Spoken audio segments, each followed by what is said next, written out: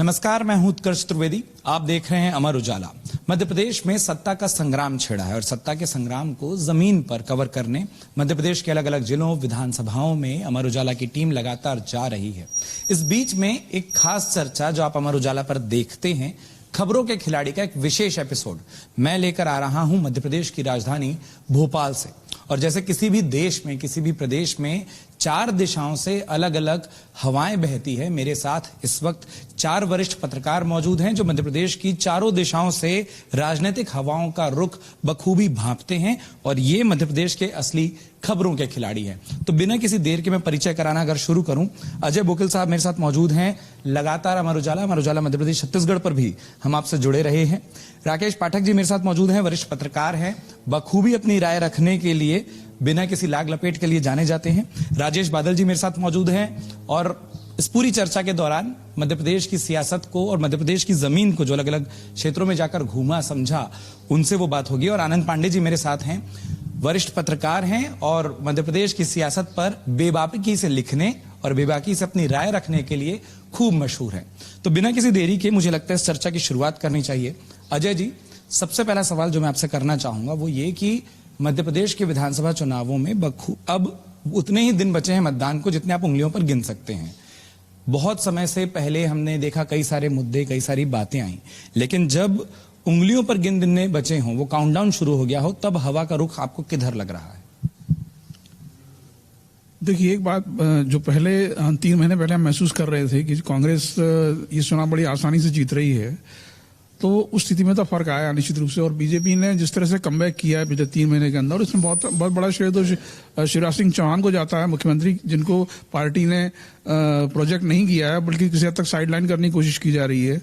उसके बावजूद भी उस आदमी ने जो है लगातार मेहनत की है, उनकी सरकार ने कई ऐसे निर्णय लिए हैं, तो उससे बीजेपी की स्थिति में सुधार तो आया है निश्चित रूप से, इसमें कोई इनकार नहीं कर सकता। लेकिन फिर भी यह नहीं कहा जा सकता है कि बीजेपी अब जीतने की स्थिति में आ गई है। तो अब मुकाबला निश्चित रूप से बहुत टफ है। एक और बड़ा फैक्टर जो पिछले 10 दिन में सामने आया वो ये है कि जो बागी उम्मीदवार खड़े हुए हैं दोनों पार्टियों के अंदर, और दोनों पार्टियों में 74 लोगों को एक्सपेल किया है, पार्टी से निकाला है। इसमें 39 कांग्रेस के और 35 बीजेपी के हैं। ये लगभग टोटल सीटों का 1/3 होता है।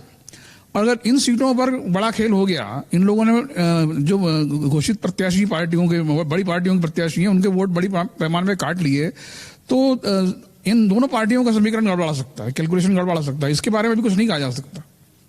74 सीटें ऐसी हैं जो आप बोल रहे हैं फंसी हुई है। मैं अब एक पक्ष इधर से लेता हूं, आनंद जी।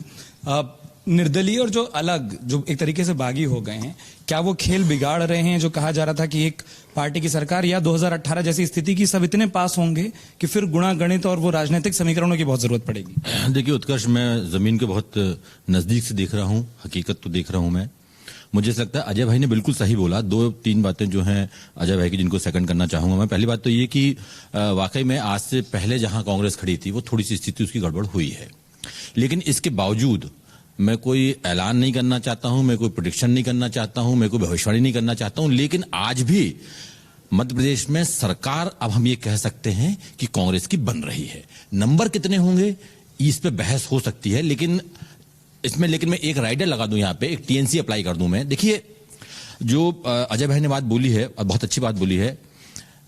मैं ये बोलना चाहूंगा कि बीजेपी चुनाव बहुत अच्छा लड़ रही है, इसमें कोई दौराय नहीं है। कांग्रेस इस मामले में लगभग शिथिल पड़ी हुई है और वो जनता के भरोसे बैठी हुई है, लेकिन जनता ने अपना मन बना लिया है। क्योंकि देखिए, आज हम 6 तारीख को बैठे हुए हैं, 10 तारीख से दीपावली का माहौल चालू हो जाएगा, 10, 11, 12, 15 तक ही चले, 15 तारीख को कैनवासिंग बंद हो जाएगी। तो अब मुझे लगता है कोई आमूलचूल बदलाव आ जाए, ऐसा कम से कम मुझे दिखाई नहीं देता है। हाँ, लेकिन यहां पे जो मैं राइडर लगाने आपसे बात कर रहा था, राइडर में ये लगाना चाहूंगा कि अगर महिलाओं का वोटिंग बहुत ज्यादा हो गया, तब फिर मेरे सारे जो प्रेडिक्शन है, मेरी जो भविष्यवाणी, सब गलत साबित हो जाएंगी। अगर महिलाएं बहुत बड़ी संख्या में निकल के आ गई, मैं बात कर रहा हूं लाडली बहना वाली बात। सिर्फ देखिए, बीजेपी अगर यहां खड़ी हुई है आज, तो सिर्फ लाडली बहना की वजह से। कुछ लोग बोलते हैं साहब लाडली बहना का असर नहीं है क्या, या है? लाडली बहना का असर है, लेकिन जो वो 70, 75, 60, 65 में रुक रही थी, वो आके अब कम से कम यहां आके खड़ी हो गई। तो लाडली बहना का असर है, लेकिन फिर मैं आपसे बोलूंगा, अगर बड़ी संख्या में अनयूजुअल वोटिंग हो गई तो फिर इक्वेशन बदल सकते हैं, वरना आज की तारीख में कांग्रेस सरकार बनना एकदम तय है। राजेश जी, आपके पास आता हूं और मैं जो सवाल पूछना चाह रहा था वो यही, और उसका थोड़ा सा हिंट आनंद जी ने कर दिया है। जमीन पर किन मुद्दों पर चुनाव हो रहा है? मतलब ये बात हो रही थी कि वेव है, नहीं है, पार्टी है, नहीं है, ढेर सारी बातें पिछले 3 महीनों में हमने सुनी है, देखी हैं, लेकिन जमीन को बखूबी आप जानते हैं। किन मुद्दों पर मध्य प्रदेश का चुनाव अब जा रहा है? देखिए उत्कर्ष, मेरा तो अनुभव ये रहा है कि 1977 के चुनाव से जब से हमने कवर करना शुरू किया, उस समय विधानसभा के जो चुनाव हैं वो प्रादेशिक और स्थानीय मुद्दों पर लड़े जाते थे। इधर हाल के 8-10 वर्षों में हम देख रहे हैं कि विधानसभा के मसले में भी, चुनाव में भी राष्ट्रीय मुद्दों को लाया जा रहा है। ये एक लोकतांत्रिक व्यवस्था में अच्छी बात नहीं कही जा सकती, और अगर अच्छी बात नहीं है तो फिर वो मुद्दे किस तरह के हैं? मुद्दे ये है कि आप 5 साल का जो जनादेश होता है, वो जनादेश वो होता है कि उस प्रदेश की सरकार ने 5 साल तक ठीक काम किया या नहीं किया। 5 साल में क्या जो मूल्यांकन है उसका, वो मतदाता करता है। अब राष्ट्रीय मसलों पे अगर राष्ट्रीय मुद्दे उछाले जाएंगे तो एक बड़ा टर्म इन दिनों बड़ा लोकप्रिय हो गया है, डबल इंजन की सरकार। तो मैं कहता हूं इस नजरिए से तो भारतीय जनता पार्टी बहुत नुकसान में है, और नुकसान में इसलिए है क्योंकि आप छत्तीसगढ़ देख लीजिए, राजस्थान देख लीजिए, दोनों प्रदेशों में सिंगल इंजन की सरकार है। यानी जो एंटी इनकम्बेंसी जो है, नकारात्मक वोट जो है, व्यवस्था विरोधी मत जो है, वो राजस्थान में आधा तो अशोक गहलोत की सरकार के पास और आधा केंद्र सरकार के कारण है। भूपेश बघेल की सरकार के पास आधा है, आधा केंद्र सरकार के कारण है। और यहां मध्य प्रदेश में तो डबल इंजन की सरकार 20 साल से है। तो 20 साल से अगर है, तो अगर वो लाभ लेते हैं और फायदा लेना चाहते हैं डबल इंजन की सरकार का, तो नुकसान भी इस बार डबल इंजन की सरकार को इसलिए हो रहा है कि स्थानीय मुद्दों पर काम नहीं हुआ, प्रादेशिक मुद्दों पर काम नहीं हुआ, जमीनी तौर पर उपलब्धियां नहीं हैं, और केंद्र की जो असफलताएं हैं वो अलग से हैं। तो ये डबल इंजन की सरकार की डबल नाकामियां हैं। ये नाकामियां मुझे लगता है कि मैदान में देखने को मिलेंगी। और दूसरी बात जो अभी हमारे साथियों ने कही, वो बात बिल्कुल सही है कि 2 महीने पहले जो कांग्रेस को बढ़त थी, वो बढ़त अब वो नहीं है। लेकिन उसके पीछे भारतीय जनता पार्टी की मेहनत नहीं है, उसके पीछे कांग्रेस के अपने आंतरिक कारण हैं, जिनकी वजह से, क्योंकि आप 1993 देख लें, 2003 देख लें और बाद के चुनाव देख लें, तो कांग्रेस को 1993 और मैं तो कह सकता हूं कि कांग्रेस को सत्ता तश्तरी में रखी मिली थी। तो कांग्रेस ही उसके लिए जिम्मेदार होगी अगर वो बढ़त कम है तो। लेकिन हां, अब 2 दशक के बाद यहाँ का मतदाता एक बदलाव चाहता है, और जो मैं मानता हूं कि एक स्वस्थ लोकतांत्रिक परंपरा का प्रतीक भी यही है। जैसे राजस्थान के मतदाताओं को मैं हमेशा सलाम करता हूं कि वो हर 5 वर्ष में सत्ता बदल देते हैं। इससे क्या होता है कि सरकार को पता होता है, उस सत्ताधारी दल को पता होता है कि चुनाव हमें, अगर हम जीते हैं तो हमें क्या काम करना है। तो दुष्यंत की वो कविता है कि कैसे कैसे मंजर सामने आने लगे हैं, गाते गाते लोग चिल्लाने लगे हैं, अब तो इस तालाब का पानी बदल दो, अब ये कमल कुम्हलाने लगे हैं। जी राकेश जी, लगातार एक बात आ रही है, वो ये कि कांग्रेस की बात आ रही है।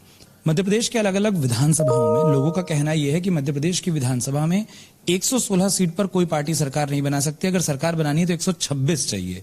ये वाला जो डर मतदाता के मन में है, और ये जो कह रहे हैं कि कुछ लीड कम हुई नहीं हुई, क्या वापस वो वाला डर है लोगों को कि 2018 में जो चीजें हुई, कुछ चीजें बदलाव हुए, तो क्या 116 पर कोई सरकार मध्य प्रदेश में बनती नहीं दिख रही?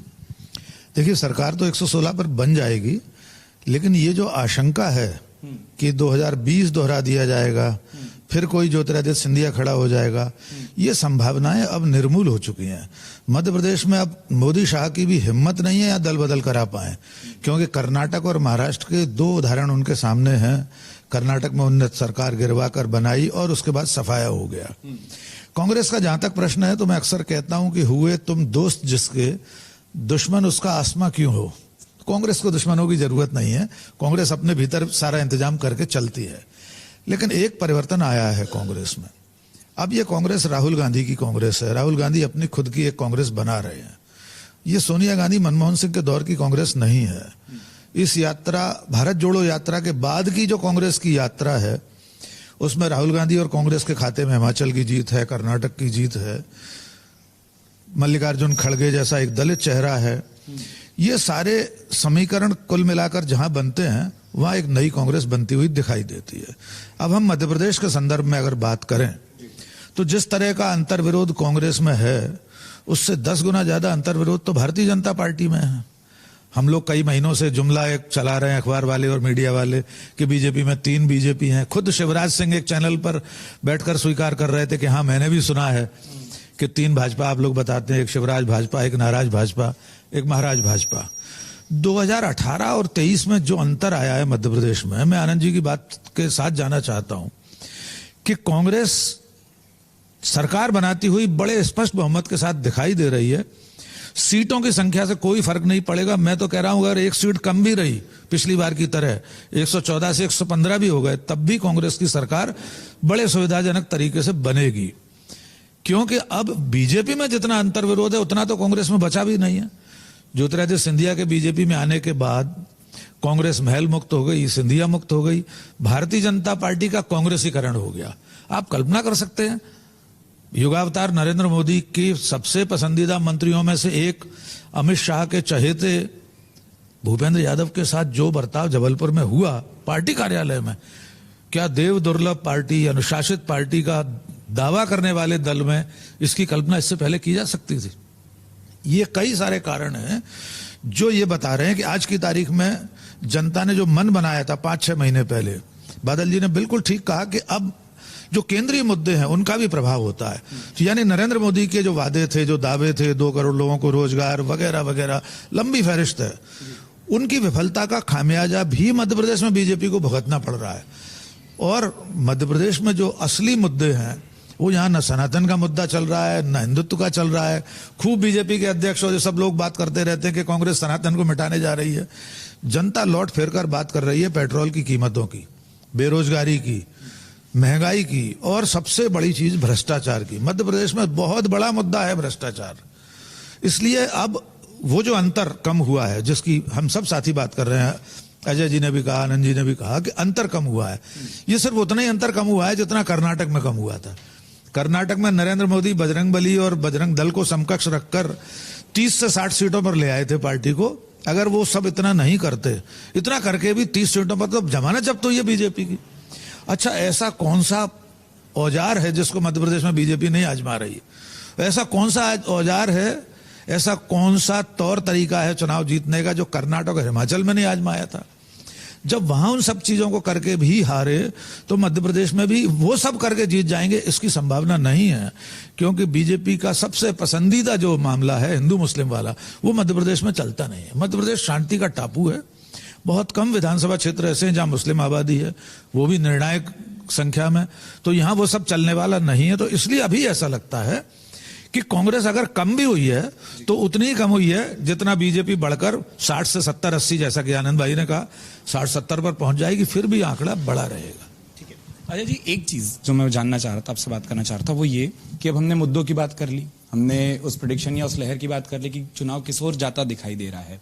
भारतीय जनता पार्टी में चेहरों वाली बात खूब इस मध्य प्रदेश के चुनाव में उतरी कि अगर आप 18 साल के काम पर जा रहे हैं तो शिवराज सिंह चौहान के नाम को आगे बढ़ाने में क्या दिक्कत रही, और ये जो बाकी चेहरे रहे जब उतारे गए तब अलग बात थी, सबसे पहली लिस्ट आई थी और खूब वक्त मिल गया। और अब हमारे पास वो फीडबैक जमीन पर क्या रहा उन चेहरों को उतारने का, वो कितना चला नहीं चला, उन चेहरों पर अगर बात करें तो? देखिए, चेहरों की जहां तक बात है तो वो निश्चित रूप से बीजेपी का सबसे बड़ा चेहरा शिवराज सिंह चौहान आज भी हैं। बगैर उनको अगर प्रोजेक्ट नहीं भी कर रही पार्टी तो भी इसके मुकाबले कोई चेहरा अगर पार्टी चाहे भी उसको उतारना तो वही संभव नहीं है फिलहाल। एक थोड़ा सा करेक्शन में राय जी ने कहा था कि डबल इंजन वाला जो उन्होंने बोला था, लेकिन दरअसल डबल इंजन वाला फैक्टर तो 2014 के बाद ही मध्य प्रदेश में लागू हुआ है, क्योंकि उसके पहले तो यूपीए सरकार थी केंद्र के अंदर। तो उस समय बीजेपी के लिए चुनाव जीतना ज्यादा आसान था, जो कि शिवराज के नेतृत्व में 2 चुनाव लगातार जीते, 2008 के और 2013 के। उस समय तो सिंगल इंजन सरकार ही थी मध्य प्रदेश के अंदर। डबल इंजन वाला फैक्टर तो 2014 के बाद आया है, जब दिल्ली के अंदर बीजेपी की सरकार आई। उसके बाद जो स्थितियां बदली हैं उसमें यह है कि चूंकि शिवराज सिंह चौहान को पहले एक जमाने में खुद नरेंद्र मोदी का कॉम्पिटिटर माना जाता था दिल्ली की राजनीति के अंदर, और एक संभावित ओबीसी चेहरा प्रधानमंत्री पद का उसके रूप में भी कुछ लोगों ने उसको मान्यता देना शुरू कर दिया था। तो एक आंतरिक प्रतिद्वंद्विता जो है नेतृत्व की दिल्ली में, उसका भी शिवराज शिकार हुए हैं, इसमें कोई शक नहीं है। लेकिन उससे भी बड़ा फैक्टर मैं ये मानता हूं कि 2018 के अंदर चूंकि शिवराज ही चेहरा थे और उसके बाद पार्टी बहुमत से सत्ता में नहीं आ पाई थी, बाद में पिछले दरवाजे से आ गई, वो अलग बात है। लेकिन उससे ये मैसेज गया कि शिवराज को लगातार प्रोजेक्ट करने से लोग अब उठ चुके हैं और नया चेहरा चाहते हैं। लेकिन पार्टी ने फिर भी नया चेहरा नहीं दिया, और अगर एन वक्त पर अगर आप नया चेहरा देते भी तो वो क्या कर लेता, कुछ भी नहीं कर सकता था। जब कोविड में फिर से इन्होंने जो है सरकार गिराई जो रहे तो साथ में लेकर के, तब भी सवाल आया था कि क्या किसी नए चेहरे को अवसर दिया जा सकता है। लेकिन उसके बाद भी शिवराज पर ही लोगों ने भरोसा किया, क्योंकि उनको मालूम था कि जो इतने साल सरकार चला रहा वही शायद बेहतर ढंग से मैनेज कर सकता है। तो शिवराज से प्रति नाराजगी हो या नहीं हो, लेकिन वो उनका कोई विकल्प पार्टी के पास नहीं है। ये बात अभी भी साबित हो रही, क्योंकि पर्दे के पीछे भी रह के वो एक तरह शिवराज जी चुनाव का संचालन करना है, ये बात बिल्कुल साफ दिख रही है। और एक नया जो फैक्टर सामने आ रहा है वो ये है कि अब उन्होंने इसको सहानुभूति लहर में बदलने की कोशिश कर रहे हैं। वो कह रहे हैं मैं 1,31,00,000 लोगों का भाई हूँ। भाई बहना की लाज रखता है, बहनों के सामने सवाल उठ रहा है कि भाई की लाज कैसे रखे।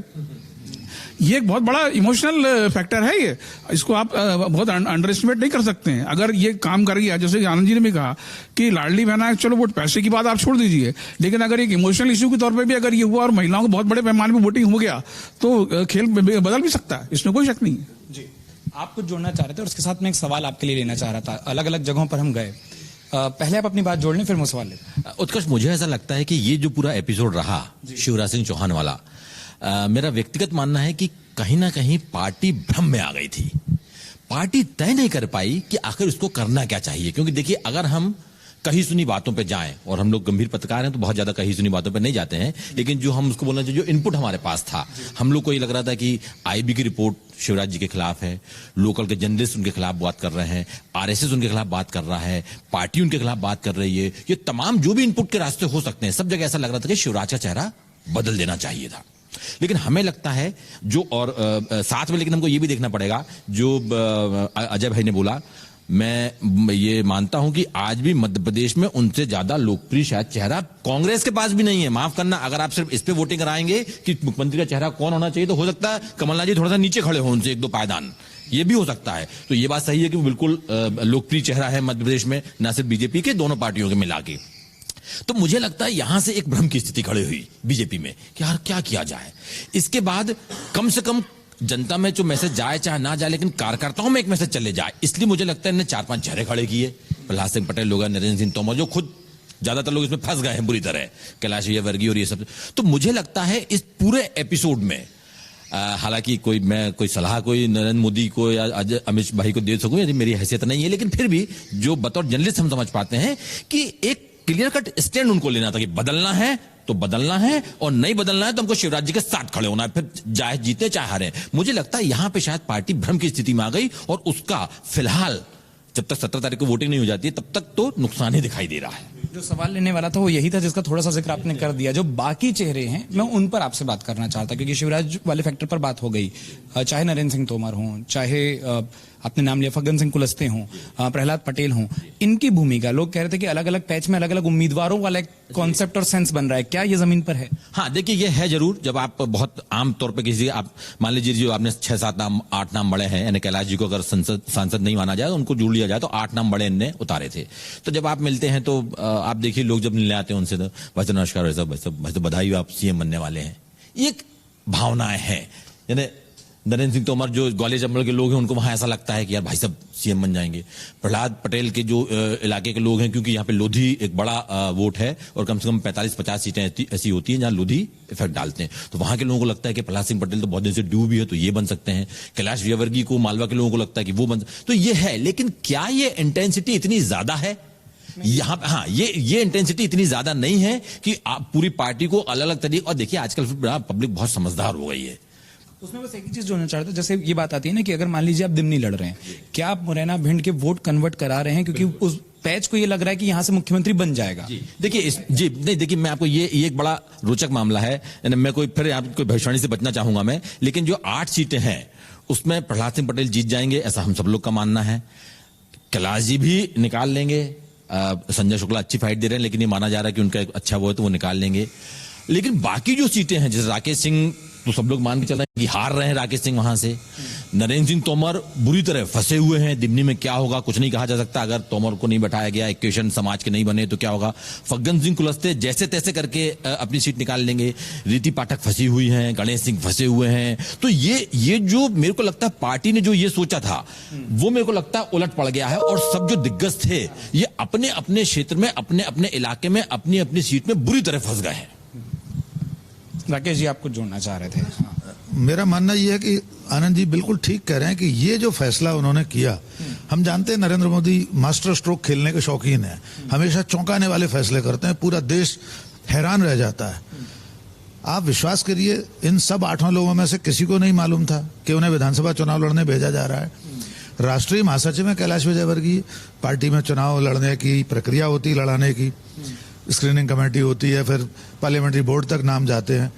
जो राष्ट्रीय महासचिव है वो खुद सुबह कह रहे हैं कि हमें नहीं मालूम था कि हमें विधानसभा चुनाव लड़ना होगा। इसके साथ में दूसरा एक तकनीकी पक्ष रखना चाहता हूं। आप अपने चलते चुनाव में 4 बार के मुख्यमंत्री के सामने समानांतर 8 प्रत्याशी और खड़े कर देते हैं जो मुख्यमंत्री बनने का सपना देखते हैं। कैलाश विजयवर्गीय कह रहे हैं मैं खाली विधायक बनने नहीं आया हूं, ये उन्हीं के शब्द हैं। मुझे पार्टी और बड़ी जिम्मेदारी देगी। बड़ी जिम्मेदारी क्या होती है? विधायक बनकर मंत्री या मुख्यमंत्री। मंत्री वे 17 साल पहले रह चुके हैं, तो अब इससे बड़ी जिम्मेदारी यानी मुख्यमंत्री बनेंगे। शिवराज सिंह चौहान के अपने मंत्रिमंडल के सहयोगी गोपाल भार्गव ने कह दिया मेरे गुरु ने कहा है कि तुमको एक बार मुख्यमंत्री बनना है और मेरा भी सपना है मुख्यमंत्री बनना। ये कोई अपराध नहीं मुख्यमंत्री बनने का सपना देखना, मैं भी देखता हूं, मैं भी चाहता हूं कभी मुख्यमंत्री बनूं। लेकिन चलते चुनाव में आप अपने 4 बार के मुख्यमंत्री के सामने उस मैराथन दौड़ में उसके ही बराबर के कद के केंद्रीय मंत्री 3 उन्हें दौड़ा देते हैं साथ में। अब जब रेस खत्म होगी 3 दिसंबर की शाम को 4 बजे 5 बजे, तो इनमें से कौन व्यक्ति होगा जो दूसरे के मातहत मंत्री बनना पसंद करेगा? बाबूलाल गौर अपवाद स्वरूप एक मुख्यमंत्री रहे हैं जो दूसरे के मातहत मंत्री रह लिए। लेकिन क्या नरेंद्र सिंह तोमर जो नरेंद्र मोदी की सरकार में 10 साल से मंत्री हैं, वे मध्य प्रदेश में प्रहलाद पटेल के मातहत मंत्री बनना पसंद करेंगे? फग्गन सिंह कुलस्ते के मातहत नरेंद्र सिंह, प्रहलाद पटेल, शिवराज सिंह चौहान, कैलाश विजयवर्गीय, ये लोग मंत्री बनेंगे? तो कैलाश जोशी भी बने एक बार। 2 ही ऐसे उदाहरण मध्य प्रदेश में खासतौर से, उत्तर प्रदेश में एक और कोई उदाहरण है। लेकिन कुल मिलाकर ये बड़ा राजनीतिक फैसला सरप्राइज के रूप में देने के चक्कर में पार्टी कोई रणनीतिक भूल कर बैठी है। इसका एक प्राथमिक संदेश तो ये गया कि पार्टी के पास इस लायक उम्मीदवार नहीं जो विधायक बन सकें, तो केंद्रीय मंत्रियों को, सांसदों को, राष्ट्रीय महासचिव को लड़ा जा रहा है। तो कार्यकर्ताओं के बीच भी हताशा फैली थी उस दूसरी सूची के बाद, आप देख लीजिए। और शिवराज सिंह का नाम आप 4थी सूची तक प्रतीक्षारत रख रहे हैं। तो कुल मिलाकर पार्टी, जो शब्द आनंद ने कहा, मैं कह रहा हूं असमंजस में थी, किंग कर्तव्य मूढ़, उसको सूझ नहीं रहा था मैं इधर जाऊं या उधर जाऊं, बड़ी मुश्किल में हूं मैं किधर जाऊं। तो मोदी शाह की भाजपा से ये उम्मीद नहीं की जाती। जी, भारतीय जनता पार्टी की क्योंकि काफी बात हुई, राजेश जी एक चीज और जिसका हिंट आपने किया था जब अपनी बात रखी थी उसके अंत में, कांग्रेस की बात करते हैं और मैं उसमें एक शख्सियत के बारे में जानना चाहूंगा, दिग्विजय सिंह। इस चुनाव में क्या भूमिका है? और जो आपने कहा ना कि कांग्रेस के अगर कुछ नंबर कम होते दिखाई दे रहे हैं जमीन पर, तो वो उनकी अपनी अंदरूनी राजनीति है, वो भीतर गाते हैं, अंदरूनी दिक्कतें हैं। दिग्विजय सिंह के फैक्टर, उनके रोल और उनकी भूमिका इस चुनाव पर। अगर आपकी इजाजत हो तो 2 नई बातें मेरी आई हैं जो अपने साथियों की बातों ने। एक पहली बात जो लाडली बहना योजना के बारे में आई कि 1 करोड़ 32 लाख महिलाओं को पैसा मिल रहा है। मैंने मान लिया कि मिल रहा है और वो एक ट्रम्प कार्ड हो सकता है। लेकिन मध्य प्रदेश में महिला मतदाता 2 करोड़ 60 लाख के आसपास हैं या ऊपर हैं। जरूरी नहीं है कि 100% मतदान हो। मैंने दौरा किया है, गया हूं, विंध्य में गया हूं, महाकौशल में गया हूं, बुंदेलखंड में गया हूं और निमाड़ में गया हूं। वहां मैं ये पाता हूं कि एक घर में अधिकांश ऐसे घर हैं जहां एक घर में लाडली बहना के तहत एक महिला को अगर मान लीजिए बहू है तो उसको मिल रहा है और सास को नहीं मिल रहा है। तो इसने एक अलग किस्म का सामाजिक बिखराव पैदा कर दिया है और वो एक नकारात्मक असर बीजेपी पर डाल रहा है कि सास ये सोच रही कि अच्छा इसके भाई ने मामा ने जो है वो पैसे दे रहा है, मैं इसके खिलाफ वोट करूंगी। ये सास बहू वाला जो फैक्टर है, मतलब सास बहू ही नहीं, मोहल्ले में आप देख लीजिए कि आधी महिलाएं वो हैं जो जिनको लाडली बहना का लाभ नहीं मिल रहा है। तो ये भी एक ध्यान में रखिएगा कि अगर वो ट्रम्प कार्ड है तो वो तीर कई बार राजनीति में जो आप सामने वाले पर चलाते हैं, मैं अक्सर कहता हूं वो तीर उलट के भी आपको लगता है। एक बात। दूसरी बात, शिवराज के मामले में निश्चित रूप से गड़बड़ हुई है। शिवराज को आप लंबे समय तक प्रधानमंत्री जी अपमानित करते रहे, अंडरलाइन करके कह रहा हूं मैं, अपमानित करते रहे, और आप ये संदेश देते रहे हैं कि आप जो है किसी कोई दूसरा मुख्यमंत्री, जैसा कि हमारे प्रधानमंत्री जी की आदत है कि जब चुनाव हो जाते हैं तो वो जेब से एक मुख्यमंत्री निकालते हैं और सबको चौंकाते हैं। लोकतंत्र ऐसा नहीं कहता। अब अगर आपको ये मौका था, अगर ज्योतिरादित्य सिंधिया आपके दामाद हैं, तो जब आपने सरकार तोड़ी थी उसी समय ज्योतिरादित्य को बना देते, आपकी स्थिति वो नहीं होती।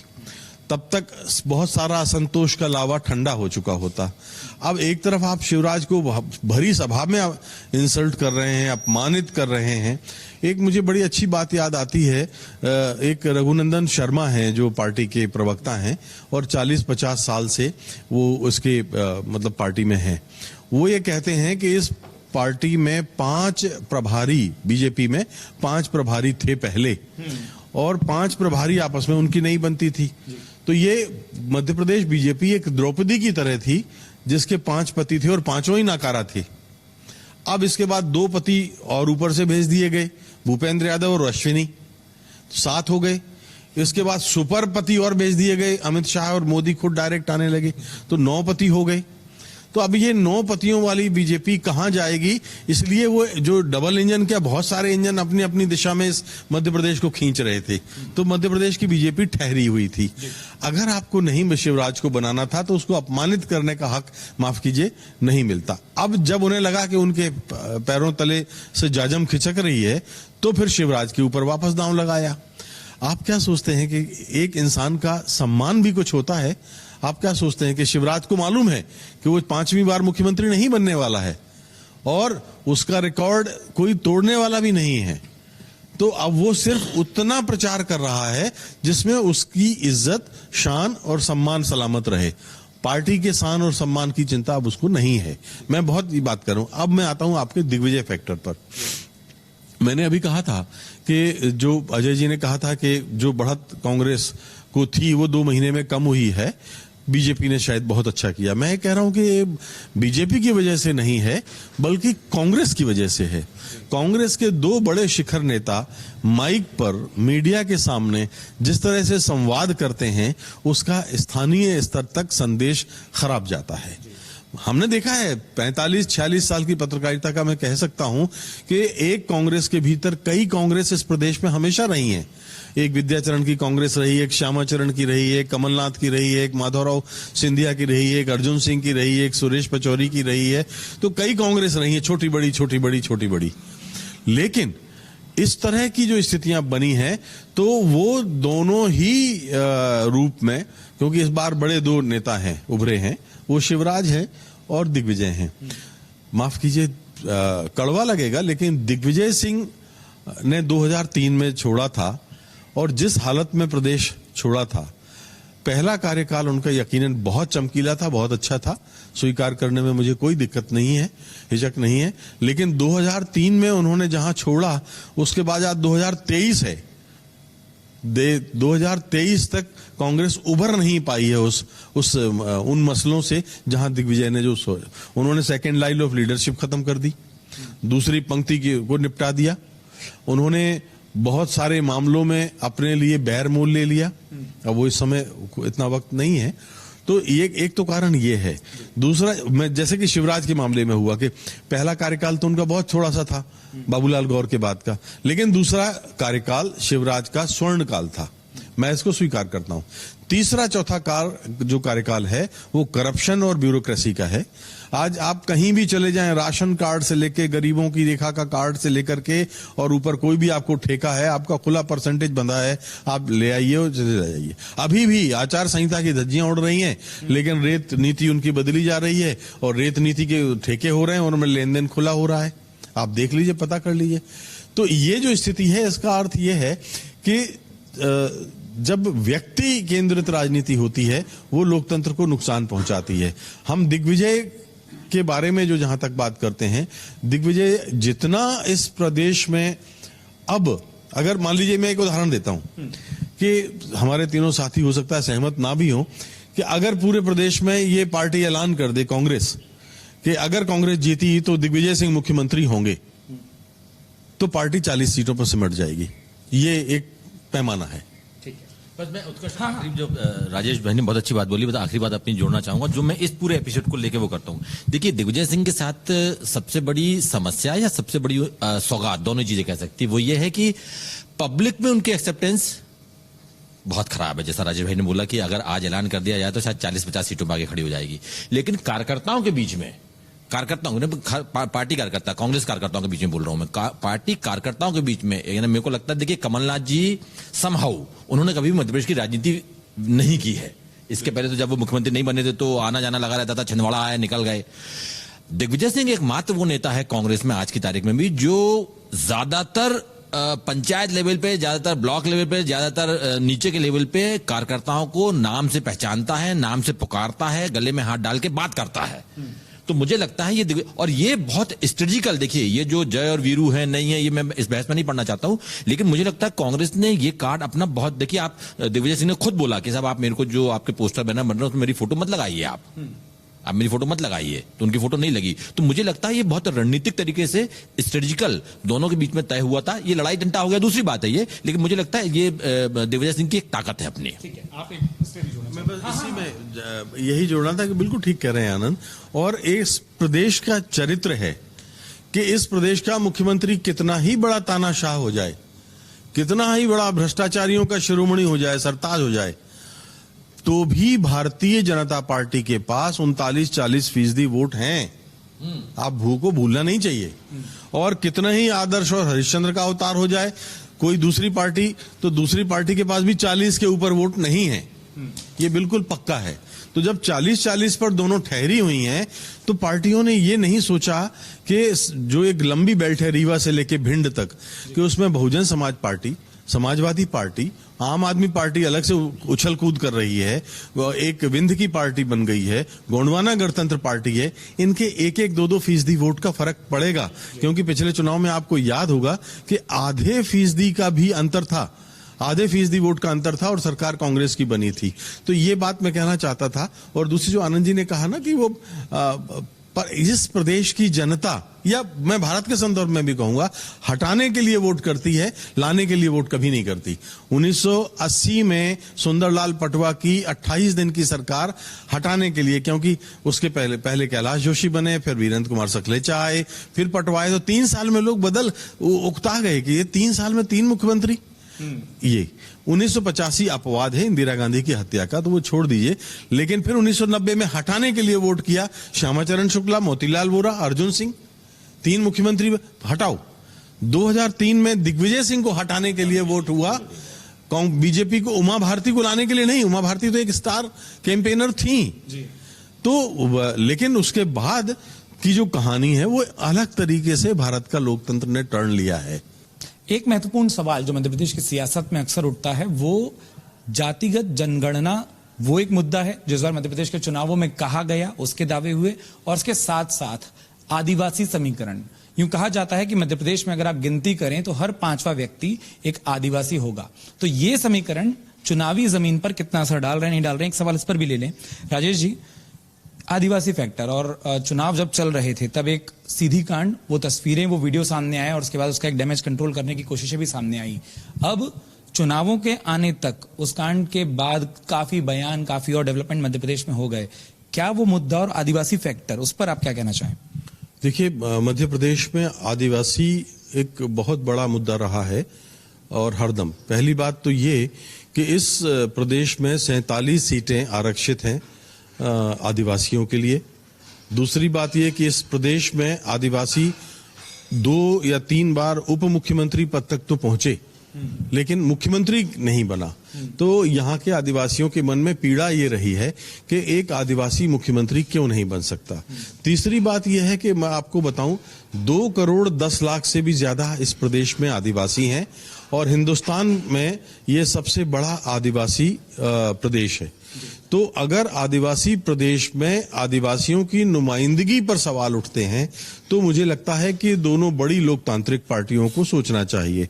इस चुनाव में चूंकि गोंड जो जाति है वो गोंड संसार की सबसे अधिक आबादी वाले आदिवासी जनजाति है और उसमें 2 करोड़ 10 लाख आदिवासी इस प्रदेश में रहते हैं। तो उनकी जो एक प्रतिनिधि पार्टी है गोंडवाना गणतंत्र पार्टी, हो सकता है 1.5% या 2% वो वोट लाए या लाती रही है, 2%, 2.5%, 1.5% ये रहा है। इस बार ये एक महत्वपूर्ण चीज रेखांकित करने की है कि गोंडवाना गणतंत्र पार्टी का समाजवादी पार्टी के बहुजन समाज पार्टी के साथ उनका गठबंधन है। तो जब उस बेल्ट में लगातार ये जो दोनों प्रादेशिक पार्टियां उत्तर प्रदेश की वो असर डालती हैं, यहाँ की गठबंधन पार्टी करती है, मैहर से एक विंध्य जनशक्ति पार्टी या विंध्य जनता पार्टी बनती है, जिसका विधायक, जिसका अध्यक्ष लंबे अरसे तक कांग्रेस में एप्लीकेशन लिए घूमता रहा कि आप जो है हमें कांग्रेस का टिकट दीजिए, नहीं दिया गया। तो ये कुल मिलाकर के ये फैक्टर एक कितना महत्वपूर्ण फैक्टर है जिसमें मुझे लगता है कि परिणामों को इधर का उधर, उधर का इधर करने की क्षमता है। चलिए, आपने परिणामों को प्रभावित करने की क्षमता के बारे में जो बात करी, हम कुछ चेहरों पर बात कर चुके अपनी चर्चा में। फग्गन सिंह कुलस्ते एक ऐसा ही नाम, एक ऐसा ही चेहरा आया था। अब जो आंकड़े राजेश जी ने बताए, अगर हर 5वां व्यक्ति और वो 2 करोड़ 10 लाख की आबादी, उस आबादी के बीच में से जैसा आपने कहा ना कि हर पैच में एक नाम दिया जा रहा है कि क्या वो मुख्यमंत्री हो सकता है, क्या ये नाम फग्गन सिंह कुलस्ते का आदिवासियों को प्रभावित करने की क्षमता और वो वोट बैंक को आकर्षित करने की क्षमता रखता दिखाई दे रहा है? देखिए, मुझे ऐसा लगता है कि फग्गन सिंह कुलस्ते सेंटर में मिनिस्टर हैं, लंबे समय से राजनीति कर रहे हैं, लेकिन मुझे लगता है कि वो कोई बहुत ज्यादा असर पूरे प्रदेश में डाल पाएंगे। जैसा राजेश जी ने बोला कि 47 सीटें हैं, और अगर आप जाएंगे, क्या फग्गन सिंह कुलस्ते को मंडला और नेवास और डिंडोरी जो महाकौशल का इलाका है जिसको हम बोलते हैं, उसके बाहर क्या धार का जो हमारा आदिवासी है, या हमारा जो झाबुआ का आदिवासी, या बैतूल का जो आदिवासी, छिंदवाड़ा का आदिवासी, क्या वो भी पहचानता है? वो क्या वो उनके चेहरे पे वोट डाल देगा? मुझे इसमें बहुत संशय दिखाई देता है। एक बात। नंबर दूसरी बात जो राजेश भाई ने बोली, उसमें एक चीज और मैं ऐड करना चाहूंगा। ये बड़ा देखिए अनफॉर्चुनेट पार्ट रहा है। 56 के बाद आप देखेंगे तो मध्य प्रदेश में सिर्फ अजीत जोगी को अगर छोड़ दिया जाए, है ना, और वो भी कैसे बने थे वो दूसरी बात है, वो भी आदिवासी थे कि नहीं तो वो अलग बहस का मुद्दा है, वो चलते रहता, कोर्ट में चल रहा है। लेकिन उनको अगर छोड़ दिया जाए तो यहाँ पे, और खासतौर से मध्य प्रदेश की अगर हम बात करें, मध्य प्रदेश में तो ओबीसी वाला जो फैक्टर है वो अभी चालू हो गया उमा जी के आने के बाद। इसके पहले तो या तो ब्राह्मण होता था या ठाकुर होता था, या बनिया एक आध बार कोई बीच में पटवा जी आया कोई, या तो इसके यानी सवर्णों के हाथ में ही सत्ता रही है। तो ये बड़ा अनफॉर्चुनेट पार्ट रहा है। और देखिए, जो गोंडवाना गणतंत्र की बात कर रहे थे, जीजीपी की बात कर रहे थे, एक थोड़ी बहुत जो एक आशा की किरण दिखाई दे रही थी, वो जयस जो है, जय आदिवासी युवा संगठन, उससे थोड़ा बहुत लोगों को लग रहा था कि ये शायद आदिवासियों का सही प्रतिनिधित्व करेगा। लेकिन अब आज की तारीख में तो पता नहीं 3 हिस्से हो गए, उसके 4 हिस्से हो गए हैं, कुछ बीजेपी से टिकट लगाया, कुछ कांग्रेस से टिकट लगाए। तो ये सब जो पार्टियां हैं, चाहे वो जीजीपी हो, मैं फिर बोल रहा हूं कि बड़ा अनफॉर्चुनेट पार्ट रहा है। यहाँ पे आदिवासियों को संगठित करके कोई भी राजनेता, कोई भी राजनीतिक दल आगे नहीं निकल पाया। सिर्फ चाहे वो जीजीपी हो, चाहे जयस हो, सिर्फ वोट कटुआ होके खत्म हो गई है। और ये जो आपने कहा, इस पर अजय जी मैं थोड़ा सा विस्तार आपसे चाहूंगा कि क्यों मध्य प्रदेश में आबादी के हिसाब से वो जो राजनीतिक प्रतिनिधित्व की बात है वो कभी पुरजोर तरीके से मांग नहीं पकड़ पाई? देखिए, आदिवासियों की जो संख्या है मध्य प्रदेश में काफी है, इसमें कोई शक ही नहीं। लगभग 1/3 1/4 लगभग वो पॉपुलेशन उनकी है। लेकिन राजनीतिक रूप से सीटें उनके पास निश्चित रूप से 47 हैं, और वो सरकार बनाने बिगाड़ने में भी एक भूमिका उसकी रहती है। लेकिन प्रदेश व्यापी नेतृत्व की बात अगर की जाए तो सिर्फ 1-2 मौके ऐसे आए जब आदिवासी चेहरा इस लेवल तक पहुंचा है कि उसके मुख्यमंत्री बनाने की बात की जाए। इसके पहले 1980 में ये स्थिति बनी थी जब शिवानंद सोलंकी जो है एक बड़े आदिवासी नेता थे के बैठक के जो मतदान हुआ था आंतरिक, उसमें उनको ज्यादा वोट मिले थे। उसके बाद भी अर्जुन सिंह जो है अपने जोड़ तोड़ से मुख्यमंत्री बनकर उनको जो है वो वंचित कर दिया गया। दूसरा मौका जमुना देवी के समय आया 1993 में कि भाई फिर आदिवासी को मौका दिया जाए, लेकिन वो भी नहीं हो पाया। दिग्विजय सिंह अंततः मुख्यमंत्री बन गए। तो इसलिए 2 मौके ऐसे आए जब ये बात उठी थी कि आदिवासी मुख्यमंत्री होना चाहिए। अब जहां तक सवाल है तो फिलहाल तो ऐसी कोई बात नहीं है आदिवासी मुख्यमंत्री कोई प्रोजेक्ट करेगा, न कांग्रेस करेगी न बीजेपी करेगी। बीजेपी ने वैसे भी झारखंड के अंदर बाबूलाल मरांडी को प्रोजेक्ट करना शुरू कर दिया है, तो एक ही राज्य में वो आदिवासी मुख्यमंत्री बनाएंगे। मध्य प्रदेश में तो कोई संभावना उसकी दिखती नहीं है। फग्गन सिंह कुलस्ते भी जो है वो क्षेत्रीय नेता, उनको ज्यादा कह सकते हैं, मध्य प्रदेश के लेवल पर उनका कोई बहुत असर है ऐसा नहीं है। एक चीज हमें और भी वो देखना पड़ेगी कि आदिवासी पॉपुलेशन भले इतनी हो, लेकिन आदिवासियों के बीच आंतरिक रूप से सामंजस्य क्या है, कोई इस तरह की यूनिटी के अंदर है क्या? अगर टोटल पॉपुलेशन की हम बात करें, सबसे ज्यादा संख्या भील और बिलालों की है मध्य प्रदेश संख्या के हिसाब से, और सबसे ज्यादा आदिवासी सीटें भी उन्हीं की हैं। उधर महाकौशल और विंध्य में गोंड और कोल आदिवासी हैं, जो उनकी सीटों की संख्या तुलनात्मक रूप से कम है। और इनके बीच में आपस में भी एक आदिवासी होने के नाते एक रूपता है, ऐसा भी नहीं है। इनकी संस्कृति, भाषा, बोली काफी अलग अलग है। तो जिस तरह से ओबीसी ऑर्गेनाइज हो गया है देश के अंदर एक राजनीतिक रूप से, वैसे आदिवासी संगठित अभी तक नहीं हो पाए और कब हो पाएंगे कह नहीं भी सकते। तो सवाल ये कि अभी फिलहाल मुख्यमंत्री बनने का तो कोई सवाल नहीं है, लेकिन हाँ ये बात जरूर है कि सरकार बनाने बिगाड़ने में आदिवासी सीटों का योगदान है। पिछली बार जो 2018 का चुनाव था उसमें बीजेपी जो है आदिवासी सीटों पर सबसे ज्यादा मात खा गई थी। मात्र 47 में 16 सीटें जीत पाई थी और लगभग शायद 25-26 सीटें कांग्रेस को मिली थी और उस वजह से सत्ता में आ गई थी। तो अगर वैसा ही अगर इस बार कुछ हुआ, जैसे कांग्रेस को उम्मीद है कि आदिवासी फिर उनकी तरफ लौट आएगा, तो फिर निश्चित रूप से सरकार बनाने में उनका बड़ा योगदान रहेगा। एक और विषय राकेश जी जिस पर मैं आपके साथ आना चाह रहा था, वो तो जातिगत जनगणना की बात उठी। वो जैसे हमने अभी तक बात की ना कि हर समाज का अपना प्रतिनिधित्व वर्ग है, आदिवासी वर्ग पर हमने बात की। ये विषय कितना जमीन तक गया है, या ये जो अलग अलग राज्यों में एक बात हो रही है कि जनगणना गिनी जाएगी और उसके बाद जोर पकड़ेगा? देखिए, आपके प्रश्न पर आने से पहले मैं आदिवासी वाले मसले को थोड़ा सा और विस्तार देना चाहता हूं। बहुत सही बात आप तीनों लोगों ने कही। मध्य प्रदेश में आदिवासियों का प्रतिनिधित्व करने वाले जो दल थे, गोंडवाना गणतंत्र पार्टी का जिक्र किया, वो दो फाड़ हो चुकी। दादा हीरा सिंह मरकाम के समय ही हो गई थी। उसके जो एक नेता थे मनमोहन शाह बट्टी, उनकी बेटी मोनिका बट्टी को अमरवाड़ा से बीजेपी ने टिकट दे दिया है।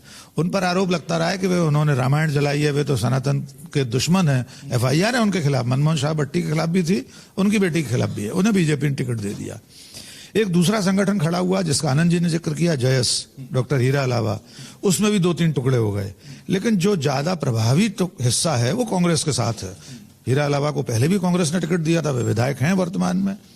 तो आदिवासियों को लेकर एक जो मामला बना है अत्याचार उनके खिलाफ, सबसे बड़ी आबादी 21-22% आदिवासी है मध्य प्रदेश में, उन पर जो अत्याचार की घटना है वो मध्य प्रदेश में लगातार बढ़ रही हैं। एनसीआरबी का रिकॉर्ड आप देखेंगे तब भी आपको लगेगा कि मध्य प्रदेश में लगातार आदिवासी उत्पीड़ित और लगातार अत्याचार को सहने वाला एक तबका बन गया है। 2018 का जिक्र अजय जी ने कर ही दिया, उनको ज्यादा सीटें मिली थी कांग्रेस को।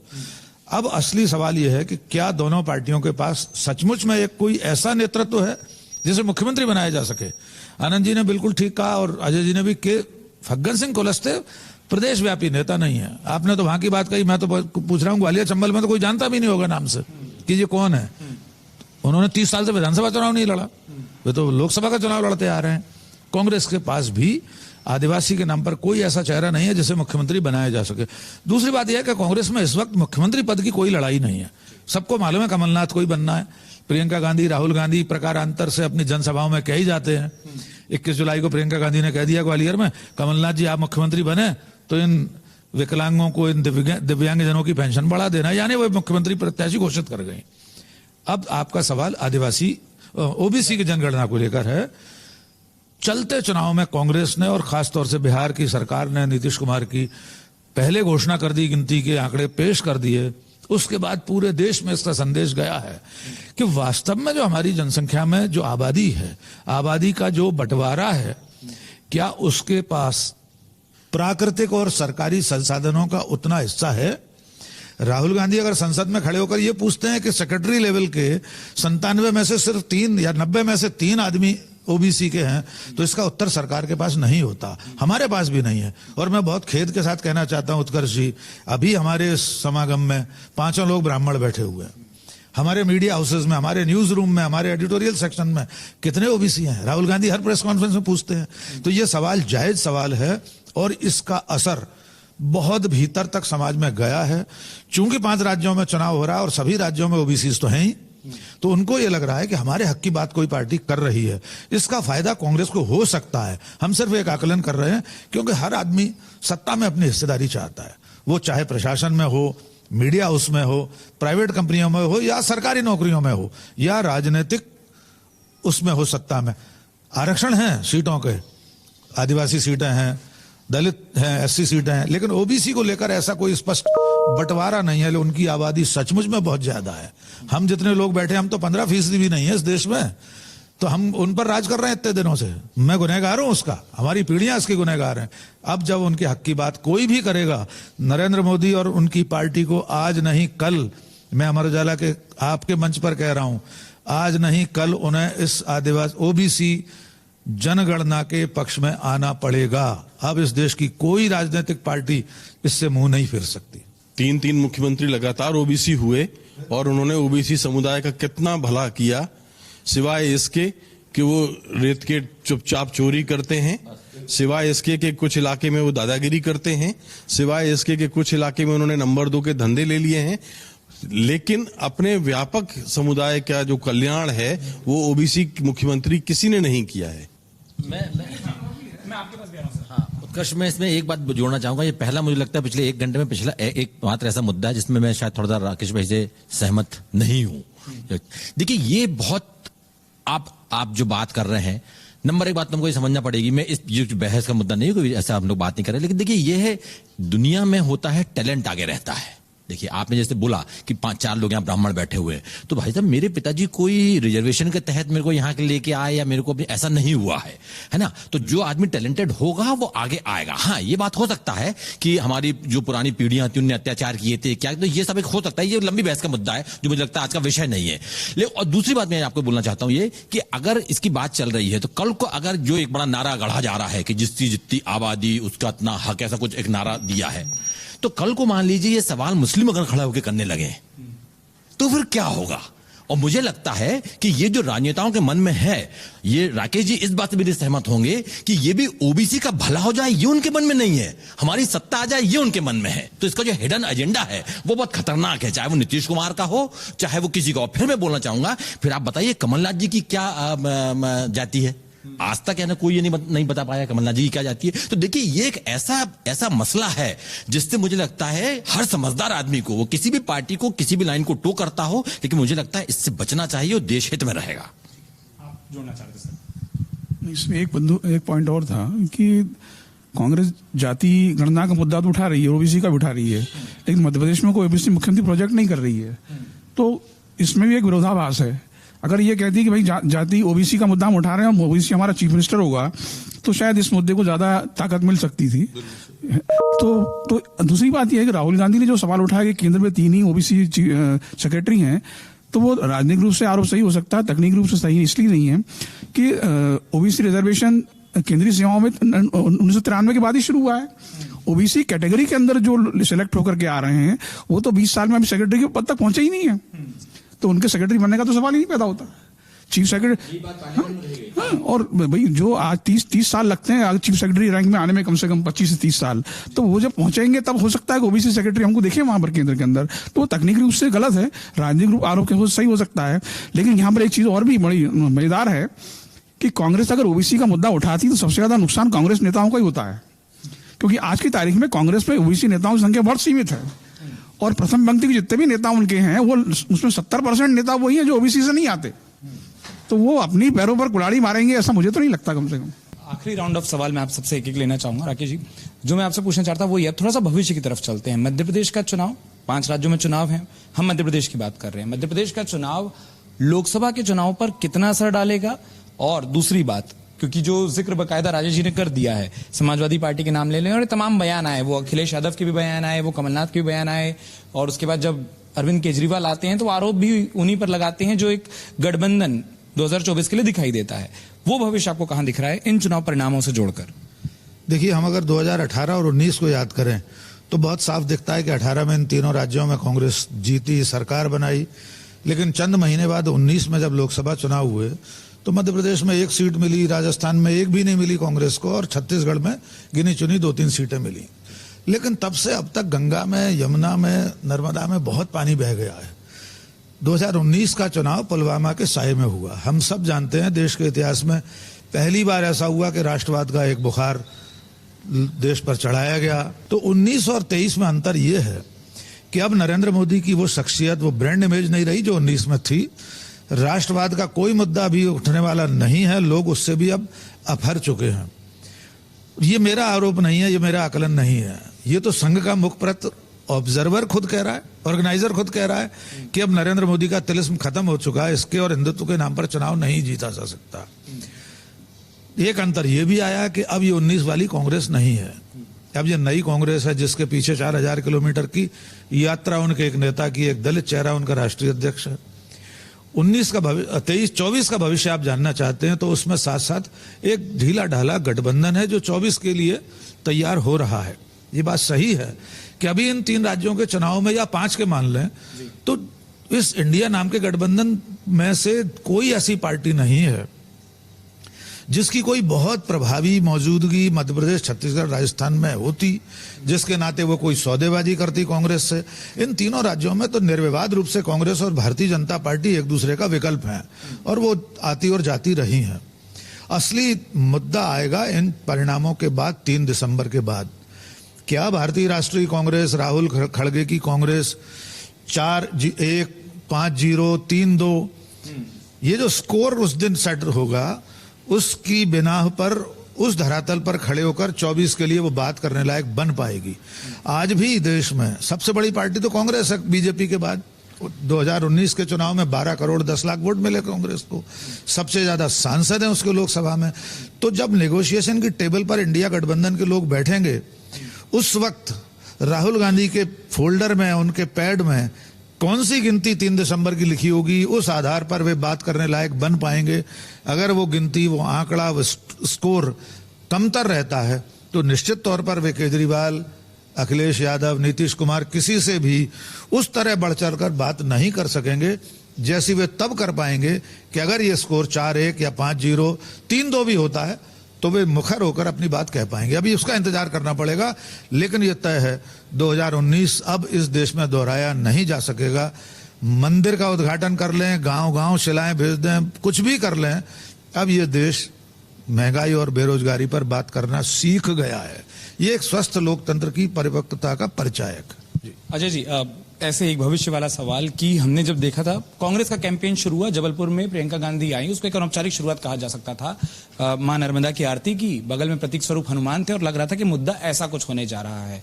और उसके बाद एक बात और कही गई थी कि प्रियंका गांधी की लीडरशिप मध्य प्रदेश से इमर्ज हो सकती है, महिलाओं के मुद्दे पर जहां भाजपा है वो एक बड़ा चेहरा हो सकती है। लेकिन उसके बाद वो रोल थोड़ा कम हुआ, वो रैलियां कम हुई। क्रेडिट किधर मिलता दिख रहा है? जो अभी तक बात आ रही है कि अगर कांग्रेस को लीड है, कांग्रेस को एज है, तो वो प्रियंका गांधी की लीडरशिप को फायदा, प्रियंका गांधी के चेहरे को कोई फायदा होगा या ये स्थानीय नेतृत्व का कमाल होगा? देखिए, जो केंद्रीय नेतृत्व है कांग्रेस का, वो लोग प्रचार कर रहे हैं, राहुल भी कर रहे हैं, प्रियंका भी कर रही हैं और खड़गे जी भी कर रहे हैं, तो इसका थोड़ा बहुत फायदा तो होगा निश्चित रूप से, उसको आप इनकार नहीं कर सकते। लेकिन बहुत ज्यादा फायदा होगा ऐसा मुझे नहीं लगता है, क्योंकि ये विधानसभा का चुनाव है, कोई लोकसभा का चुनाव तो है नहीं। और वो प्रियंका जो है मूलतः यूपी की राजनीति करती रही है, मध्य प्रदेश में उनका वैसे भी कोई बहुत ज्यादा प्रभाव उस तरह से कभी नहीं रहा। तो एक जो कि राष्ट्रीय नेता है वो इस तरह एक पार्टी की, तो वो थोड़ा बहुत असर उसका होगा, उससे ज्यादा कुछ नहीं होगा। हाँ, राहुल गांधी का असर थोड़ा बढ़ सकता है, क्योंकि राहुल गांधी यहाँ पे भारत जोड़ो यात्रा के तहत मध्य प्रदेश से गुजरे थे, कम से 8-10 जिलों से उनकी यात्रा गुजरी थी, तो उसका एक असर हुआ निश्चित रूप से, खास करके आदिवासी इलाकों में। उसका फायदा इस बार कांग्रेस को थोड़ा बहुत मिल सकता है, ऐसा मेरे को लगता है। लेकिन खड़गे जी का जहां तक सवाल है, तो वो उनका भी मध्य प्रदेश से ज्यादा कभी कोई संबंध नहीं रहा। ठीक है, वो दलित नेता है, ये बात जरूर है, लेकिन उनका जो उनकी राजनीति मूलतः कर्नाटक की ही है। तो कर्नाटक से बाहर हिंदी प्रदेशों में खास करके, मतलब मध्य प्रदेश अकेला नहीं, वहां उनका कितना असर होगा दलित नेता के रूप में, वो अलग बात है। क्योंकि इन राज्यों में अपने दलित नेता ऑलरेडी हैं पहले से एस्टेब्लिश्ड, जहां मायावती हो या और 2-4 नाम और भी अपन गिन सकते हैं कि जो, और भीम आर्मी नाम का एक नया दलित नेता और खड़ा हो गया है, जो चंद्रशेखर रावण, जिसका असर मेरे ख्याल से हो सकता है कि चंबल में हमें चुनाव नतीजे देखने को मिले। तो ये वो बसपा के वोट बैंक में सेंध लगाने में लगे हुए हैं। तो उत्तर भारत की राजनीति थोड़ी अलग है, तो यहाँ खड़गे कितना कुछ कर पाएंगे ये अभी संदेह है मुझे इस बात में, लेकिन थोड़ा बहुत असर होगा। लेकिन सबसे बड़ी बात, आप जो 2019 का और 2024 की तुलनात्मक जो बात राकेश जी ने कही थी, उससे मैं थोड़ा डिफर कर रहा हूँ। स्थिति थोड़ी बदली है निश्चित रूप से। ये चुनाव मोदी के लिए उतना आसान नहीं जितना 2019 का था, बल्कि 2019 का चुनाव भी उतना आसान नहीं था। अगर ये घटना नहीं होती पुलवामा वाली, तो आप 2018 में जिस तरह की चर्चाएं देश में चल रही थी कि अब ये तो एक बार सरकार बन गई है, वो हवा चल गई थी, इसलिए अब 2019 में तो ही नहीं आ सकते, और उल्टा हुआ, और ये इसने इतना असर किया कि वो पहले से ज्यादा सीटें जीत गए और वोट परसेंटेज भी बढ़ा। तो इस चीज को एंड वक्त पर होने वाली परिवर्तनों के बारे में कुछ नहीं कह सकते। मैं 1991 के चुनाव की बात करना चाहूंगा। राजीव गांधी की हत्या के पहले की स्थितियां और उसके बाद के चुनाव नतीजों साफ हो जाता है। पहले इसमें जो है गैर कांग्रेसी पार्टियां जीत रही थी पहले बेस में, और राजीव गांधी की हत्या के बाद समझे कि कांग्रेस जीती, और इस तरह किसी भी तरीके से कांग्रेस फिर सत्ता में आ गई।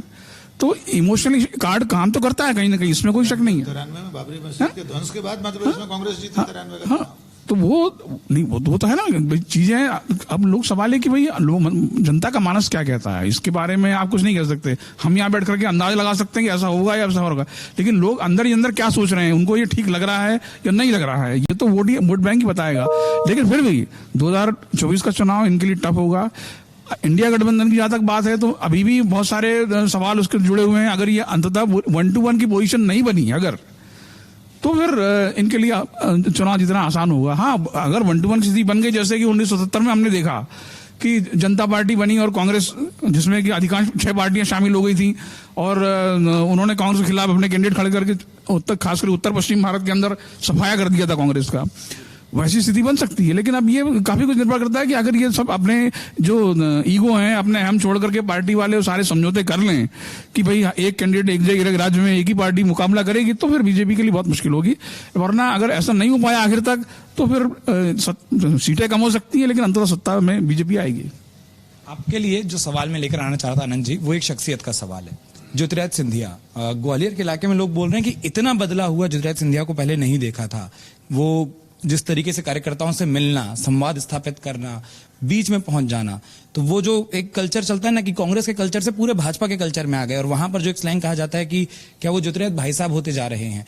उनके भविष्य को देखते हुए, क्योंकि 2018 में वो कांग्रेस के, 2020 में वो भाजपा के हुए, चंक आया था, लेकिन ये चुनाव उनका रोल और वो जो एक जिक्र बीच में निकला था वो दामाद जी कहना। देखिए, मुझे लगता है कि पहली बात तो जो मुझे समझ में आती है कि ये वो स्वस्फूर्त कर रहे हैं, इसकी उम्मीद मुझे कम है। ये तो राजनीतिक मजबूरी है आज की तारीख में। आप पूरे हिंदुस्तान में देख लीजिए, हर राजनेता को जमीन से जुड़ना ही पड़ेगा, और भले ही मन से ना जुड़े वो, लेकिन कम से कम ये उसको शो तो करना पड़ेगा कि मैं तो आपका आदमी हूं, गले मिल जाता हूं। जो चाहे भूपेश बघेल छत्तीसगढ़ में कर रहे हो, चाहे यहां मध्य प्रदेश में शिवराज सिंह चौहान करें, तो ये मुझे लगता है। और ये मैं आपको बता दूं, एक आपको थोड़ा सा उत्कर्ष में आपको करेक्ट करने की कोशिश करूंगा, आप गलत नहीं है, आप सही बोल रहे हैं, लेकिन ये जो बदलाव था, ये बहुत अच्छे से राकेश भाई ग्वालियर के ये तो ज्यादा बेहतर बता पाएंगे। ये उनमें बदलाव लंबे समय से देखा जा रहा है। गले मिल लेना, पत्रकारों से पहले, माफ करना है, मैंने माधवराव सिंधिया जी को भी देखा है, उनसे कैसे लोग महाराज करके बात करते थे, उनको महाराज ना बोला जाए तो उनको कैसा फील होता था, भले ही वो बताएं चाहे ना बताएं, लेकिन इन्होंने कैसे पत्रकारों से गले मिलना चालू किया, हाथ मिलाना चालू किया। हाथ मिलाना सिंधिया परिवार में बड़ी बात होती थी, परंपरा नहीं होती थी ये, तो ये एक बात हुई। लेकिन देखिए, मैं हो सकता है सिरे से पूरी तरह गलत हूं, हो सकता है, लेकिन मुझे जो समझ में आता है, देखिए राजनीतिक अनहोनी हो जाए, बीजेपी जैसी पार्टी है, अमित भाई और नरेंद्र मोदी बैठे हुए हैं, तो क्या कॉल ले लेंगे, कोई भी इसके बारे में उसका आकलन करना बहुत मुश्किल होता है। लेकिन इसके बावजूद जितनी मेरी राजनीतिक समझ है, जितनी मेरी पत्रकारिता का अनुभव है, मुझे लगता है बीजेपी में मैं बहुत संभल के बोल रहा हूं, मेरे को बहुत ऐसा उज्जवल भविष्य सिंधिया जी का दिखाई नहीं दे रहा है। मैं उसकी वजह बता रहा हूं। सैद्धांतिक तौर पर अगर देखा जाए, देखिए आप आज की तारीख में बीजेपी अगर 4-5 साल में आप देखेंगे तो क्या कर रही है, वो किसी को द्रौपदी मुर्मू को निकाल के लाती है, द्रौपदी मुर्मू को और राष्ट्रपति बना देती है। आप समझ रहे हैं, जबलपुर से किसी को राज्यसभा सदस्य बना दिया जाता है और उसका पता करवाया जाता है, भाई फोन लगाओ, इनका नंबर नहीं है, क्या है।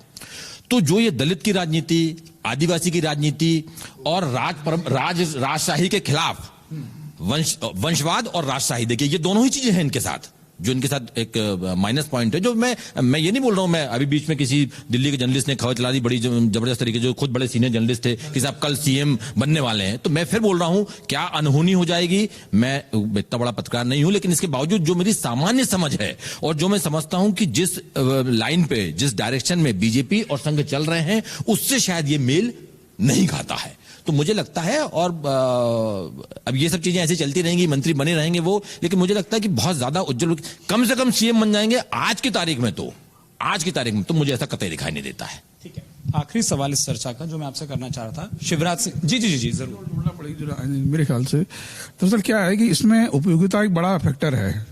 सिंधिया की उपयोगिता क्या है, ये इस विधानसभा चुनाव से स्पष्ट हो जाएगा। अगर वो अपने इलाके में ही नहीं जिता पाए अपने कैंडिडेट को, तो जाहिर है कि उनके राजनीतिक भविष्य पर प्रश्न चिन्ह जाएगा।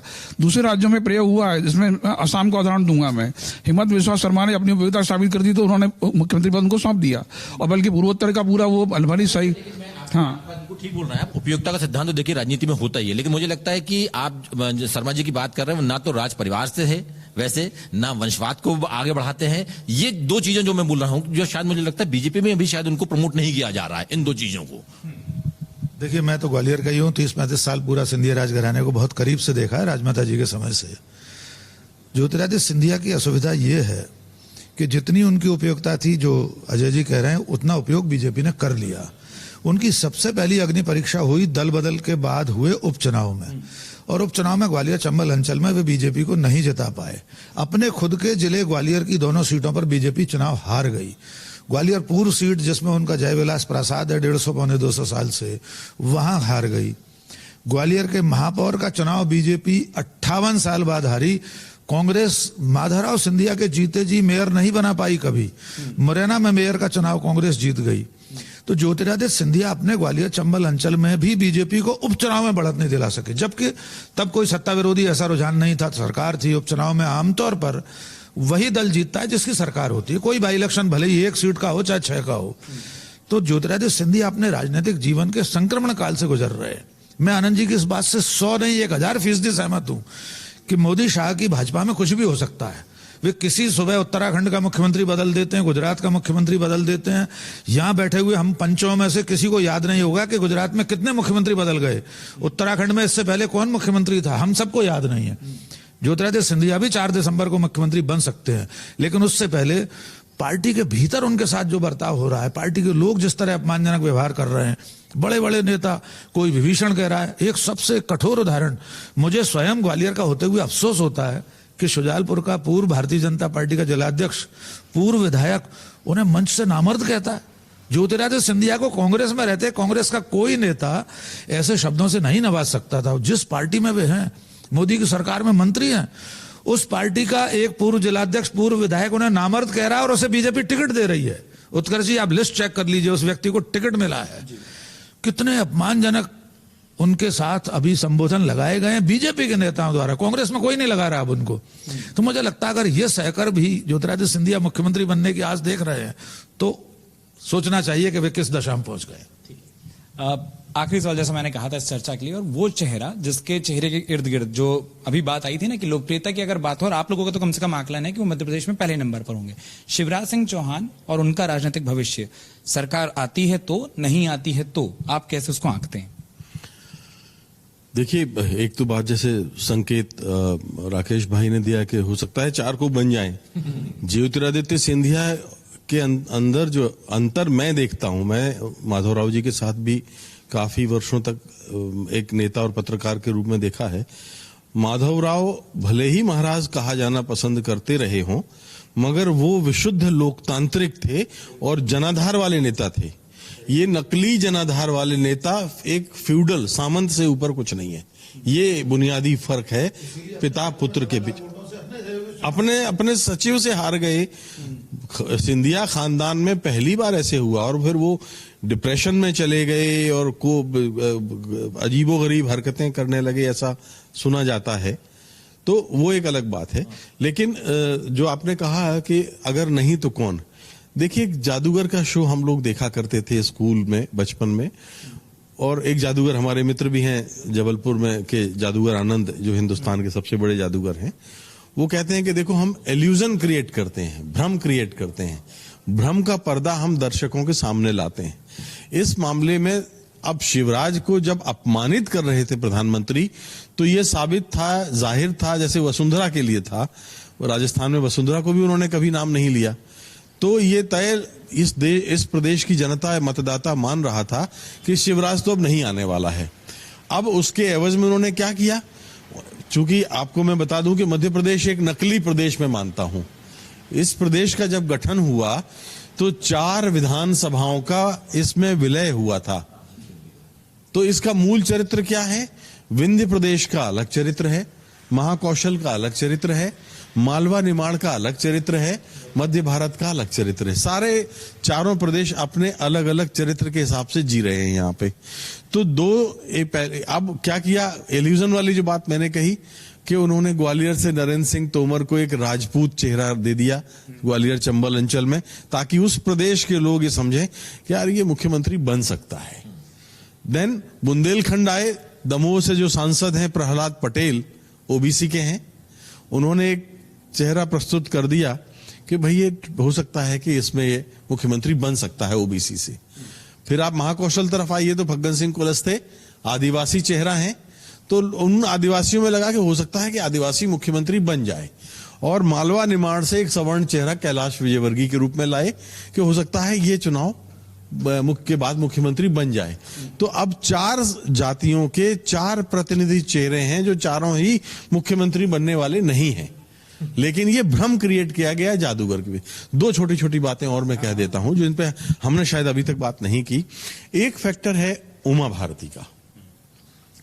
उमा भारती इस प्रदेश की भारतीय जनता पार्टी की अकेली जनाधार वाली नेता है, अकेली। हो सकता है कि उनकी राजनीति के तौर तरीकों से कई लोग सहमत ना हो, लेकिन वो महिला खजुराहो से चुनाव लड़ती है तो जीत के दिखाती है, भोपाल से चुनाव लड़ती है तो शानदार जीत के दिखाती है, यहां से उसको उत्तर प्रदेश के झांसी भेज दिया जाता है, वो वहां से जीत के दिखाती है, उसको विधानसभा में उत्तर प्रदेश की चरखारी से चुनाव लड़ा दिया जाता है, वहां से जीत के दिखाती है। तो आप इसको क्या कहेंगे? मैं आज ये कह सकता हूं कि लोधी जो मतदाता है, और मैं उमा भारती को माफ कीजिए केवल लोधी मैं जोड़ के नहीं देखना चाहता, उस पूरी बेल्ट में बघेलखंड और बुंदेलखंड में कम से कम 40-45 सीटों पर उमा भारती का दखल है। और वो गांव-गांव में उनके प्रति या तो आध्यात्मिक उनका बैकग्राउंड है या वो लोगों को पहचानती हैं, जैसे दिग्विजय पहचानते हैं, तो वो उनको जो है उस तरीके से जाना जाता है। अब ऐसी सूरत में आप जन आशीर्वाद यात्राएं निकालते हैं तो उमा भारती को गायब कर देते हैं। आप पोस्टर जब आप स्टार प्रचारकों की सूची जाहिर करते हैं उसमें आप उमा भारती को गायब कर देते हैं। जब आप टिकटों का बंटवारा करते हैं तो वीडी शर्मा के भी कुछ ले लेते हैं, नरेंद्र सिंह तोमर के भी कुछ ले लेते हैं, शिवराज सिंह चौहान के भी कुछ ले लेते हैं, कुछ ऊपर से थोप देते हैं। तो जब सबके लोगों को आप एडजस्ट करते हैं, उमा भारती के लोगों को एक को भी आप एडजस्ट नहीं करते। तो उमा की उपेक्षा करके आप माफ कीजिए बघेलखंड और बुंदेलखंड में आप भारतीय जनता पार्टी नहीं जीत सकती। और अंतिम बात, हम खुल्लम खुल्ला इस बार में पहली बार भारतीय निर्वाचन अधिनियम की 123 अनुच्छेद 123 का धज्जियां उड़ते तार तार होते देख रहे हैं। पहली बार हम निर्वाचन आयोग को इतना कमजोर देख रहे हैं कि धर्म के आधार पर सुप्रीम कोर्ट का बहुमत के आधार पर फैसला है 2016-17 में कि धर्म के आधार पर वोट नहीं मांगे जा सकते, और हम यहां देखते हैं कि राम मंदिर और तमाम सारे जो मसले हैं वो धर्म के आधार पर वोट माने जा रहे हैं। कहां गया सुप्रीम कोर्ट, कहां गया भारतीय निर्वाचन अधिनियम का अनुच्छेद 123 की उपधारा 3 कहां है?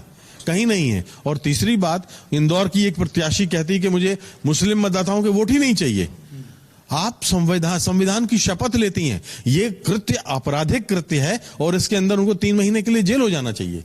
लेकिन वो इस तरह से खुलेआम इस तरह से भारतीय, और निर्वाचन आयोग मुख्यमंत्री के इलाके में साड़ियां बट रही हैं, उस पर कमल की साड़ियां बटी हुई हैं, एक दूसरे मंत्री के इलाके में कमल के बैग बट रहे हैं, एक तीसरे यहाँ घड़ियां बट रही हैं जिसमें कमल बना हुआ है और प्रत्याशी का चेहरा बना हुआ है, कार्टन के कार्टन आपके यहाँ बने हुए हैं। निर्वाचन आयोग ठगा सा देख रहा है। देखिए, यश की पूंजी बार बार नहीं कमाई जाती। राजेंद्र माथुर ये बात कहते थे कि यश की पूंजी अगर आपकी चली गई तो आप कुछ नहीं। टीएन शेषन ने जो यश कमाया आज तक हम याद रखते हैं, और एक निर्वाचन आयोग ये है जिसने समर्पण कर दिया है। इस निर्वाचन आयोग को देश कभी माफ नहीं करेगा। बहुत शुक्रिया। और पर थोड़ा सा हमारे दर्शकों के लिए सवाल सिर्फ ज्योतिरादित्य सिंधिया का नहीं है, पूरा सिंधिया घराना अपने पूरे आजादी के बाद से अब तक के कार्यकाल में सबसे ज्यादा कठिन दौर में से गुजर रहा है। ज्योतिरादित्य की सगी बुआ 2 बार मुख्यमंत्री रही राजस्थान की, वे अपने टिकट के लिए तरसती रही।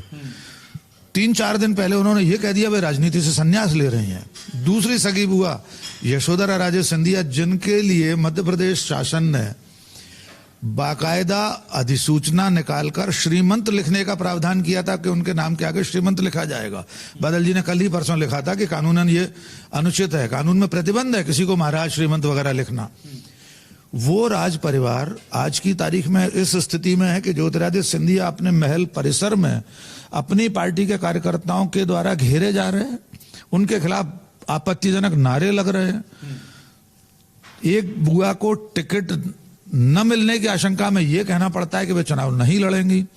दूसरी बुआ राजस्थान में कितना संघर्ष कर रही है। ये वो सिंधिया राजघराना है जिसकी राजमाता विजयराजे सिंधिया 1967 तक कांग्रेस में थी, निर्णायक भूमिका में थी।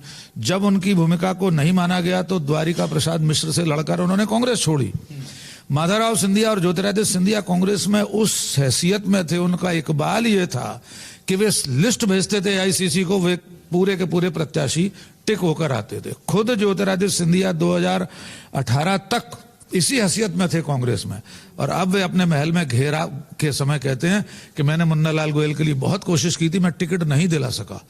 तो मेरे ग्वालियर चंबल अंचल के लिए मुझे चिंता हो रही है कि सिंधिया राजघराना राजनीति में कैसे हाशिए पर जा रहा है। तो ये सोचने की जरूरत अब सिंधिया जी को खुद है। बहुत बहुत शुक्रिया आप सभी का कि हमारे साथ जुड़े, और तमाम वो मध्य प्रदेश के हमारे दर्शक और मध्य प्रदेश के साथ साथ देश के वो तमाम दर्शक जिनकी दिलचस्पी मध्य प्रदेश के चुनावों में है, उनका भी बहुत बहुत शुक्रिया कि अपना वक्त दिया। ये पूरी चर्चा अगर आपको पसंद आई हो तो इस वीडियो को लाइक और शेयर करना मत भूलिएगा। और हाँ, एक अपील जो मुझे लगता है आप सब सहमत होंगे, ढेर सारे विषयों पर सहमति असहमति रही आप लोगों के आपस में, वो ये कि कम से कम 17 तारीख को मध्य प्रदेश के सभी निवासी बाहर निकलें, वोट जरूर करें। 5 राज्यों में मध्य प्रदेश अगर वोटिंग में नंबर 1 आए तो इससे अच्छी बात कोई नहीं होगी। तो कोई भी पक्ष चुनिए, कोई भी मुद्दा चुनिए, एक सरकार बनाने के लिए अपना वो बहुमूल्य वोट जरूर दीजिएगा। देखते रहिए अमर उजाला। बहुत बहुत शुक्रिया एक बार फिर आप सभी का अपना वक्त देने के लिए। अगर आप ये वीडियो YouTube पर देख रहे हैं तो हमारे चैनल को सब्सक्राइब करें और बेल आइकन को दबाना ना भूलें। अगर आप Facebook पर ये वीडियो देख रहे हैं तो हमारे पेज को लाइक करें।